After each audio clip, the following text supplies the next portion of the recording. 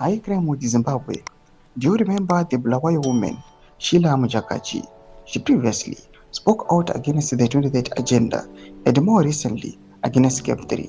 Zarapina mashoko kuda pangwa ino chinoka kunzi this same Sheila Mujakachi is now wanted by the ZVAITWA pangwa inoi for speaking against the CAB3. Yoruba subscribe or like out on the bell icon. Crime was Zimbabwe no blanyura chiti. On the same day, she spoke against CAB3. She was abducted.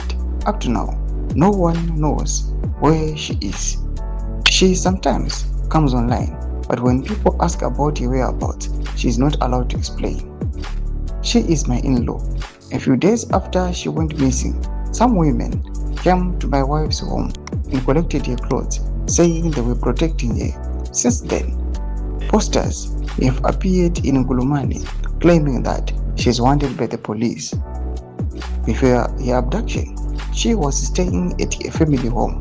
Then yesterday, a man driving the car shown above came to my wife and asked for her mother's passport. He did not lower the window, so my wife only saw his hands. He said her mother would be leaving Zimbabwe, but we do not know where they are taking her. The situation has deeply affected my wife and the whole family.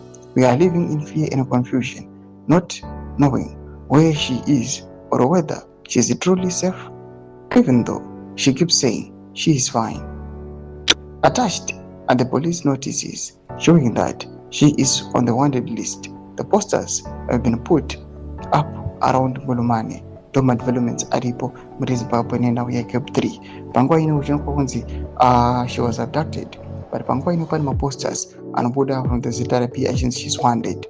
When I comment section medu za fungu any more clip amzoro pichitko each. Muzana subscribe or like children on the bell icon.